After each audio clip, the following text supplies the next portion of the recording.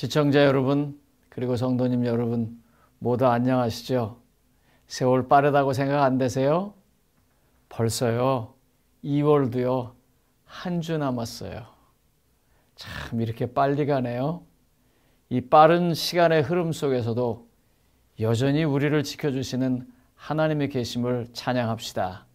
그리고 예수 그리스도의 은혜 때문에 하루를 또 살 수 있는 것을 감사합시다. 그러면서 오늘 연약한 사람들, 그 사람들을 포기하지 아니하고 끝까지 붙잡으시는 하나님을요, 예수님과 총독 빌라도의 관계 속에서 한번 보도록 하겠습니다. 요한복음 18장 33절로 34절에 보면은요, 이런 얘기가 나옵니다. 긴 얘기를 제가 좀 요약하겠습니다. 이때는요, 빌라도가 한바탕 난리 치르고 다시 왔을 때예요. 갑자기 사람들이 그의 관저로 옵니다. 그리고 예수님이라는 정말 특별한 존재를 봅니다. 신문에도 죄가 없습니다. 어떻게 할 바를 모르겠어요. 한쪽은 죽이라고 그러고 자기 자신은 생각해봐도 그렇지 못하고, 그런데 마침 헤롯이 왔습니다. 그래서 헤롯에게 보냈는데 헤롯도 아무 답을 내놓지 못한 채 다시 빌라도에게 왔어요. 그러니까 빌라도는 더 어려운 거예요. 헤롯이라도 좀 그렇게 해줬으면 좋겠는데 헤롯도 그렇게 못했다는 건 예수에게 죄가 없다는 뜻입니다. 헤롯이나 이런 존재들이 그렇게 좋은 사람들이 아닙니다. 그러니까 마음 먹으면 없는 죄도 만들어낼 텐데 못하고 보냈다고요. 그리고 이제 예수님을 봅니다. 이에 빌라도가 다시 관정에 들어가 예수를 불러 이르되 내가 유대인의 왕이냐? 내가 유대인의 왕이냐? 막 저쪽에서 뭐라고 하고, 그때 예수님께서 이렇게 말합니다. 연약한 사람들을 끝까지 붙잡는 하나님의 모습이 여기 보입니다. 이렇게 말해요.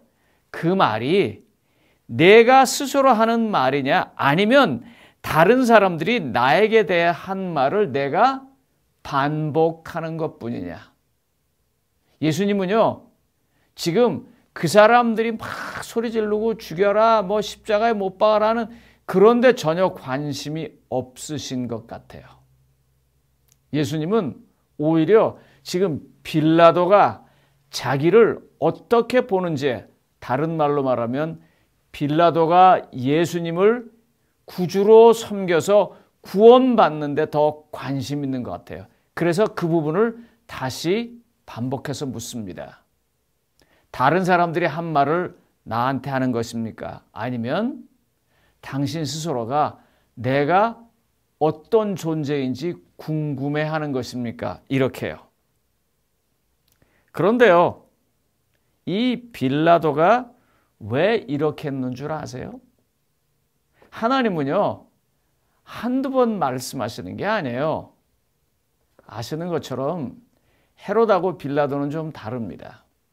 헤롯은 요즘 말로 말하면 금수저입니다. 그런데 반해서 빌라도는요, 흙수저 출신이에요. 그는 군인으로부터 시작해서 아주 노력해서 그 자리까지 올라온 사람입니다. 시샘말로 말하면 정말 모든 좋은 일, 안 좋은 일을 다 겪은 사람이기 때문에 헤롯이 좀 모자라다면 빌라도는 절대로 모자란 사람이 아닙니다. 예수를 보고 느끼는 게 있을 거예요. 그리고 왜 제사장들이 자기 앞에 예수를 데리고 왔는지도 알 거예요. 그래서 적당히 하고 싶었어요. 관여하고 싶지 않았어요. 이 존재가 뭔가 특별하다고 처음부터 느꼈어요. 그런데요, 거기서 그치지 아니하고 하나님은 또 한 번 그에게 이런 식으로 메시지를 보냅니다. 연약한 인간들을 포기하지 않는 하나님의 모습입니다.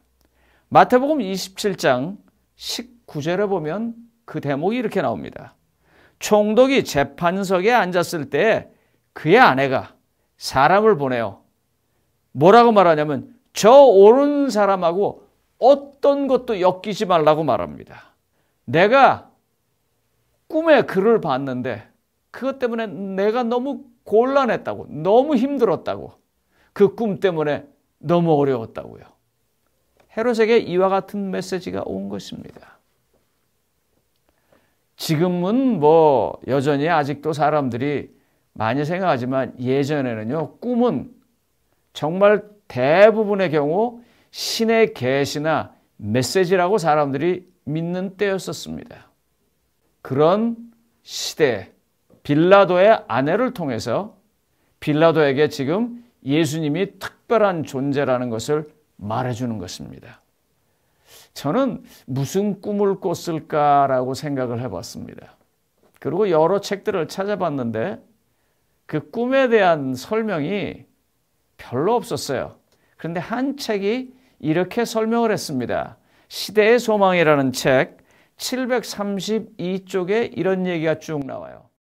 그 여인은 꿈에서 예수님의 탄생서부터 시작해서 그의 공생애 그리고 잡혀오는 모든 장면들을 보았고 결국에는 그가 십자가에 죽고 부활하고 승천한 뒤에 거기 보면 이렇게 나와요.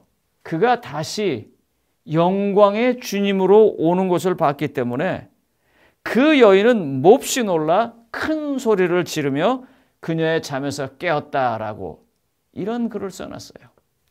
그 꿈이 무슨 꿈인지 아무도 모릅니다. 그러나 충분히 그렇게 짐작할 수 있을 것 같아요. 그래서 그 사람하고 절대로 엮이지 말라고 빌라도에게 주는 하나님의 또 다른 메시지입니다. 그는요, 사실 AD 26년서부터 36년까지 약 10년을 유대의 총독으로 있었습니다. 그리고 AD 21년에 원로원에 어떤 사람이 총독들이 지방에 갈 때 아내를 대동하지 말자라고 하는 법안을 올렸는데 그게 통과되지 않았어요. 그래서 아내를 합법적으로 데리고 올 수 있었고 이 일은 사실은 아내가 있었다는 것을 증명하기 때문에 성경의 이 말이 거짓이 아닌 것입니다. 그래서 빌라도가 이와 같은 얘기를 하고 예수님을 다시 만났을 때 예수님은 거기서 한 발 더 나갑니다. 내가 왕이냐라고 물었을 때 네 말이야? 아니면 다른 사람들이 한 말을 반복하는 거야? 여기서 그치자냐고 예수님이 다시 얘기합니다. 무슨 얘기를 하냐면요. 요한복음 18장 35절로 36절에서 예수님은 나라에 관해서 얘기합니다. 자신이 왕이라고 말하면서 나라에 관해서 얘기하면서 뭐라고 말하냐면 이 나라는 내가 생각하는 것처럼 이 땅에 속한 나라가 아니라고 말합니다. 이 땅에 속한 나라가 아니고 그런 나라를 위한 것이 만약에 내 뜻이었다면 내 종들이 너에게 나를 주도록 허락도 안 했을 것이라고 말합니다. 처음 만났을 때 그리고 헤롯에게 통해서 두 번째 말씀해요. 헤롯 같은 사람이 트집을 못 잡다니. 그 다음에 세 번째 아내로부터 기별을 받습니다. 그리고 네 번째 지금 예수님과 다시 대화하는 것입니다. 그때 예수님께서 하나님의 나라를 말합니다. 나의 나라는 이곳에 있는 것이 아니라고요. 빌라도에게는요, 이 말은 굉장히 충격적입니다. 왜냐하면 빌라도는요, 그 자리에 가려고 정말 모든 걸 다 포기하고 오직 그것만을 위해서 산 사람들이거든요. 그런데 하나님의 나라가 있다고 그러고 자기가 거의 왕이라고 그래요. 그런데 그 사람이 죽기를 작정한 사람 같아요. 비난하는 모든 사람들의 내용은 전혀 개의치 않은데 오직 한 가지, 헤롯에게처럼 자기의 나라를 믿고 받아들이기를 바라면서 열심히 말씀하는 것입니다. 그래서 결국은 진리가 무엇이냐라고 하는 대답에까지 빌라도를 이르게 만듭니다. 빌라도는 사실요, 그래놓고 나가는 게 아니라 거기서 그 진리를 받아들였어야 했었어요. 그런데 그가 한 것은 손을 씻는 일이었었습니다. 여러분 아시는 것처럼 빌라도는 이것을 마지막으로 그의 인생을 헤롯처럼 마감합니다. 그것도 비참하게 마감합니다. 저는 예수님이 너무나 그게 안타까웠을 거예요. 그래서 빌라도를 붙잡고 말하고 또 말하는 것입니다. 2025년이 된 것은요, 예수님의 재림의 시간이 그만큼 가까웠다는 것입니다. 예수님은요, 아마 2024년 작년보다 훨씬 더 우리에게 가까이 와서 말씀할 것입니다. 그리고 2025년이 됐다는 것은요, 우리가 죽음을 향해서 그것이 언제인지 모르지만 한 발 한 해 더 가까이 갔다는 것입니다. 우리의 심판을 향해서 한 발 한 해 더 가까이 온 것입니다. 그러니 예수님이 얼마나 우리에게 안타깝게 예수님을 개인의 구주로 영접하라고 말씀하시겠습니까?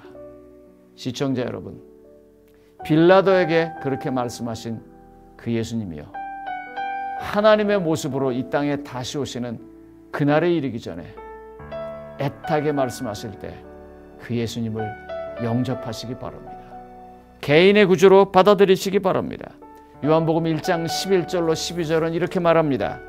자기 땅에 오매 자기 백성이 영접하지 아니하였으나, 예수님께서 이 땅에 올 때 그 백성들이 영접하지 아니하였으나 지금이라도 영접하는 자 곧 그 이름을 믿는 자들에게는 하나님의 자녀가 되는 권세를 주시겠다고 약속하셨습니다. 시청자 여러분, 성도님 여러분, 다시 한번 간곡하게 주의 이름으로 여러분들에게 요청합니다. 연약한 인간들을 위해서 아직도 애타게 호소하시는 그 예수님을 하나님으로 영접하시기를 바랍니다. 말씀을 마치겠습니다.